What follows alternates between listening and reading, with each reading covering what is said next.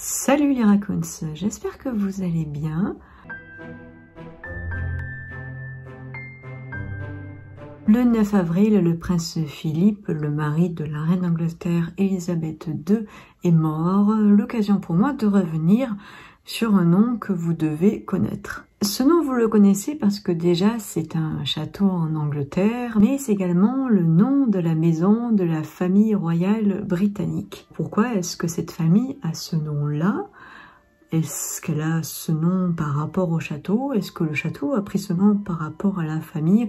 Je vais vous dire tout ça dans cette vidéo. Nous allons déjà parler du château Windsor. Est-ce qu'il a pris ce nom par rapport à la famille royale? C'est totalement l'inverse. Sa construction commence avec Guillaume le Conquérant qui conquit l'Angleterre. Nous sommes au XIe siècle et il décide de bâtir une forteresse, donc Windsor. Ça va devenir au fil des années, au fil des siècles, la résidence royale de la famille. Vous l'aurez compris, la famille royale a pris ce nom par rapport au château. Mais est-ce que le nom Windsor existe depuis Guillaume le Conquérant? Avant la dynastie Windsor, il y a eu plusieurs maisons. Vous avez les Normands, donc avec Guillaume le Conquérant.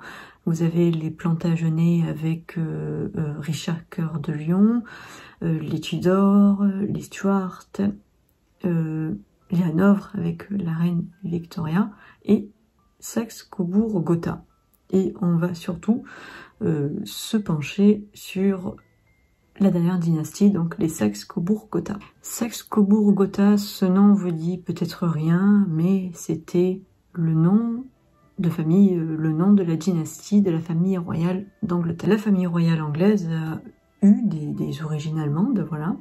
Pour remonter sur une tête couronnée récente, vous avez la reine Victoria, donc qui fait partie de la maison Hanovre, qui a sa mère qui fait partie de la maison Saxe-Cobourg, et toujours en parlant de la reine Victoria, son mari, le prince Albert, lui fait partie de la maison Saxe-Cobourg-Gotha, qui est également son cousin. Donc, elle prend le nom Saxe-Cobourg-Gotha, qui est un nom totalement germanique. Comme je vous l'ai dit, la famille en Angleterre est principalement, on ne va pas se cacher, germanique. Voilà.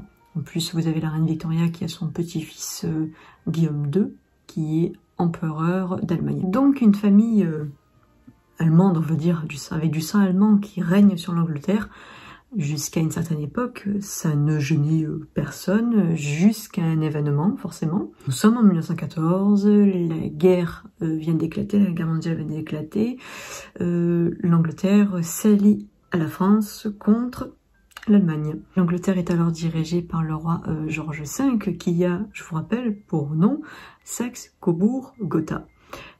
Ça fait très allemand, et avoir un nom allemand pendant la Première Guerre mondiale quand vous êtes en Angleterre, bah ça passait pas du tout, voilà. Et surtout si vous régnez sur l'Angleterre, ça passait vraiment pas en fait, voilà. Le roi George V doit alors faire un choix, parce que forcément les sujets britanniques sont au courant que sa famille, il a de la famille en Allemagne, voilà, les gens sont pas bêtes, ils sont au courant.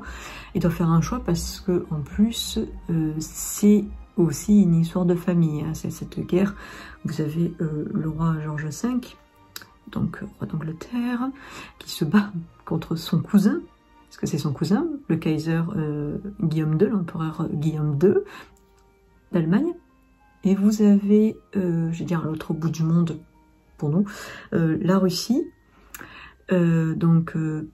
gouvernée par le tsar Nicolas II, qui est contre l'Allemagne, et qui est en fait le cousin en fait des deux, voilà, tout simplement. Oui, sur la photo on dirait des frères jumeaux, mais non, c'est vraiment le roi George V que vous avez à droite et le tsar Nicolas II que vous avez à gauche. Eux, ils ont, on va dire, une grand-mère en commun, la reine Victoria. Voilà, donc c'est aussi une affaire de famille, hein, la Première Guerre mondiale, on va pas se le cacher. Donc le roi George V va faire quelque chose d'assez intelligent en 1917, il va décider de changer carrément le nom de famille, parce que pour lui, l'Allemagne, il se bat contre l'Allemagne, voilà, quoi, il est vraiment en désaccord contre l'Allemagne, il est en guerre contre l'Allemagne, donc il ne veut plus avoir de forcément un nom germanique. Il est anglais avant tout. En plus, le roi George V, pour le coup, c'était le pur anglais de base, voilà. Du coup, il va changer ce nom en 1917 de Saxe-Cobourg-Gotha. Il va changer en Windsor. C'est un nom assez évident qu'il prend parce que c'est sa résidence préférée, c'est la résidence royale de la famille britannique.